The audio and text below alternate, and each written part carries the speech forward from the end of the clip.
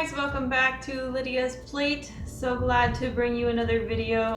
So today I am just going to be curing some bacon. We have been experimenting over the last couple of years with how we like to make it, what works for us, what doesn't. And so a couple times now it has worked really well to use a 1-to-1 ratio of coarse salt or kosher salt and maple syrup. So I've got some good old Canada grade A Canadian maple syrup. So that's what I'm going to be using. I am also going to do 1 slab of pork belly in a brine of like salt and brown sugar.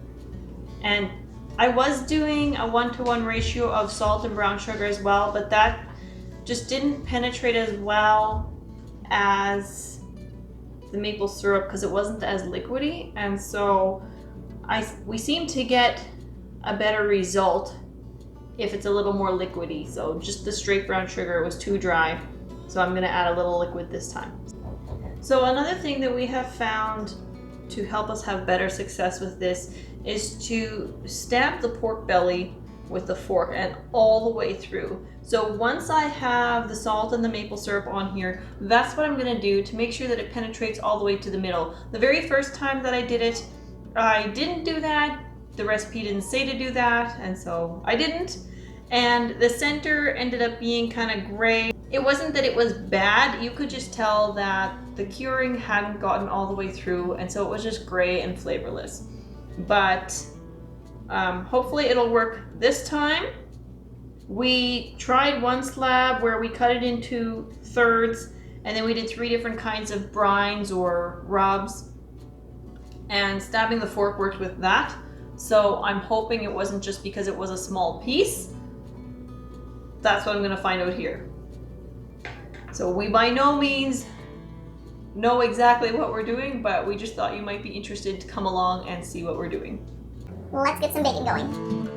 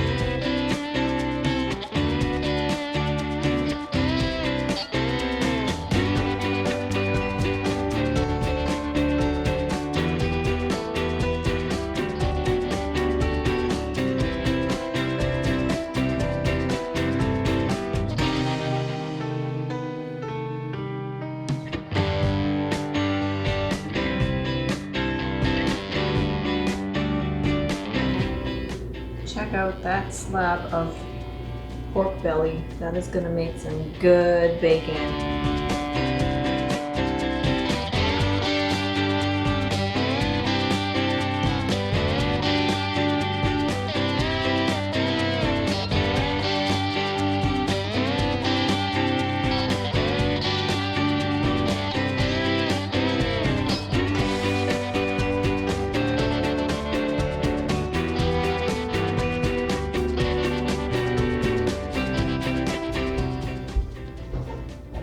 Alright, so I'm gonna have to clean up a little bit here, but that's basically done. I will now flip that once a day, so approximately like the same time tomorrow afternoon, and I'll do that for about 3 days. We did the first ones for 3 days, but those are smaller slabs, so we'll see if we want to go longer. The recipe did say 3 days for this size of slab, so we'll see.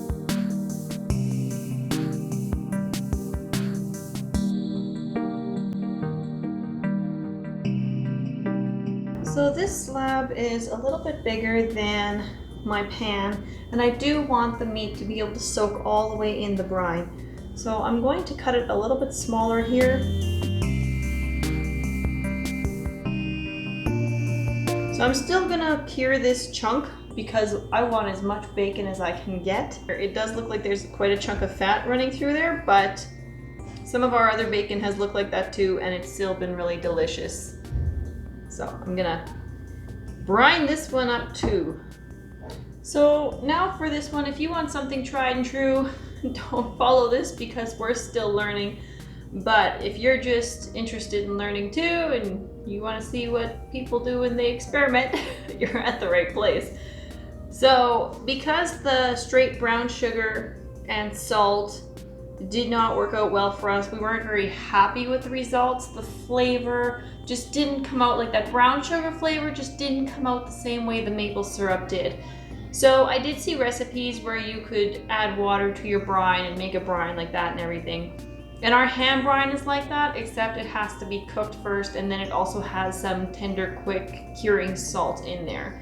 But I want to keep with this method. If I don't have to have the curing salts in there, I don't want to. And our maple syrup and coarse salt bacon has worked out really well a couple times now. So I'm just going to keep going with this and see if it works. So what I'm going to do now is I have about 3/4 cup of water here. I didn't even check the temperature. It looks like it's probably warm. Yeah, that's warm water. And I'm going to see how much brown sugar I can dissolve in there. I'm going to start with a little bit less than 1/2 cup and see if I can kind of make like a brown sugar syrup so that it's the same idea as the maple syrup, just brown sugar, and kind of get that flavor instead. I didn't bother washing out my measuring cup because what's that little bit of maple syrup going to do? Add a little maple syrup flavor? You know, if it ends up being too strong of a maple syrup flavor, then we just end up with more maple syrup flavored bacon, which we already know that we like. So no big deal.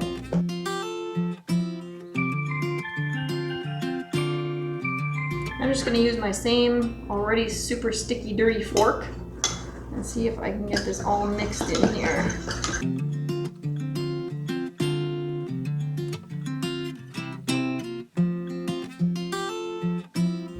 And just in case I get asked why I only stab the bacon after I've added that, it's just because if I fork the meat after it's already on there, so I'm kind of using the fork also to push it down and in rather than make all the holes first and then hope it flows into there. So we'll see. Maybe the other way would work too, but I'm just going to do it this way.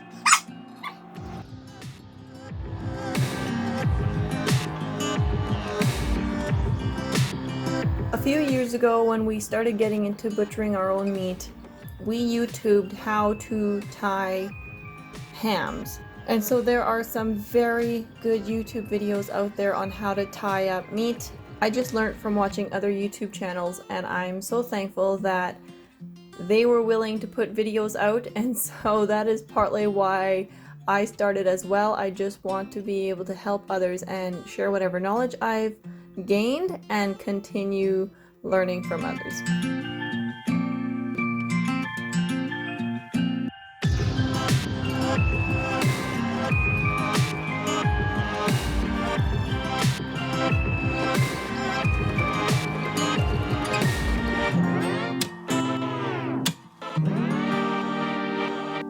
Look at this. This is the one that was in the brown sugar. Yeah.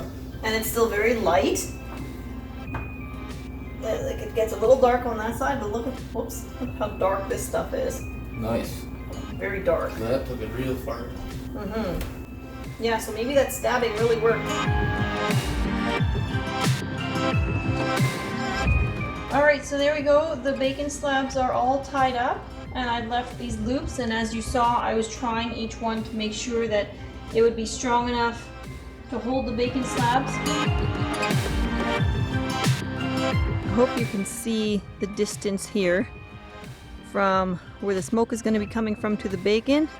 that is about 4 to 5 feet, depending on the slab of bacon. There's one that's hanging almost a foot lower than the other ones. I'm gonna get that smoke going in there, and then they are way up there just resting like that across boards.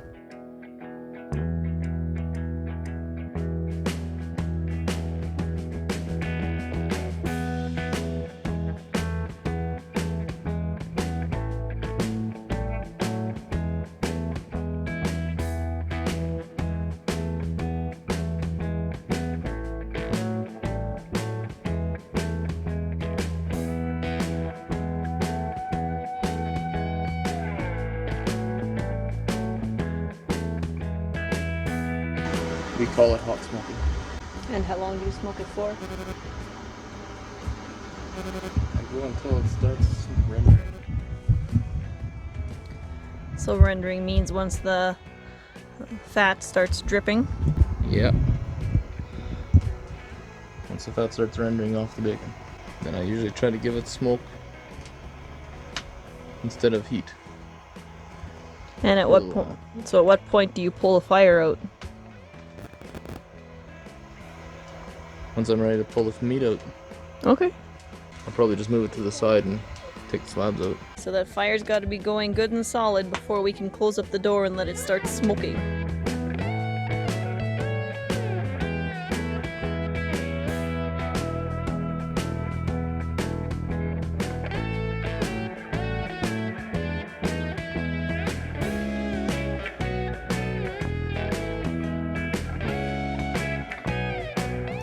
Bringing in the bacon. Quite literally. Alright, so here is the bacon. You can see how the lard has kind of turned yellow there, or the fat. So it is well smoked. It's nicely dried out a lot. It's still dripping, so that's why we just have a lid from a container here that's catching drips, and we'll let it hang like this for a while, and then we'll put it in the fridge overnight, and tomorrow morning I can slice it. So this bacon has hung in the smokehouse now for about 2.5 hours. So yeah, it is smelling good. It now smells a bit like a smoker in the house, but it's looking good. You can see that my strings did hold up fairly well, so it did the job. The meat is still all hanging here, and it didn't fall into the fire or anywhere else. So another success, and we'll see how it slices tomorrow. This is the next morning, and this is what the lid looks like that we had the bacon hanging over just while it cooled after coming out of the smokehouse. I'll run downstairs, get the bacon, and then let's get going.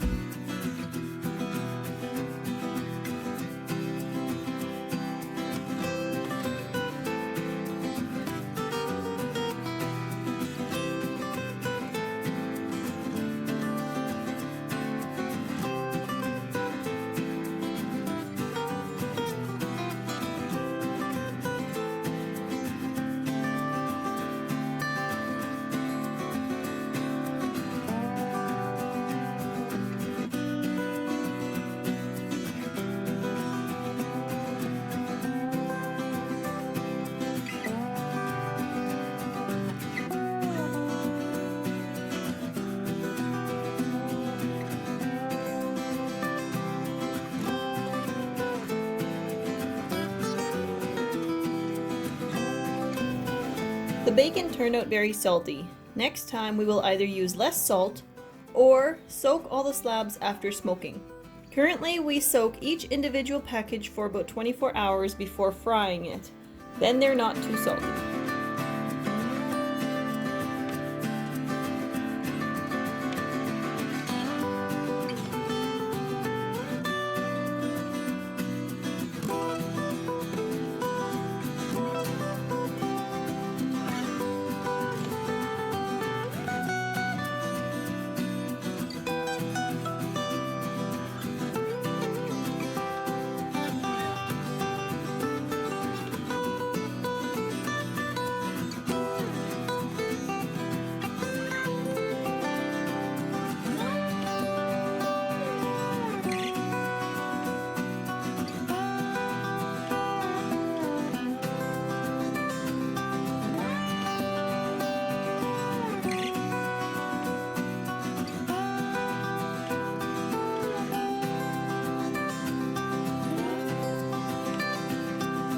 so there's all the bacon. It's taken me about an hour and a half to 2 hours. Not quite 2 hours because my video right now I can see it says a minute or an hour 54.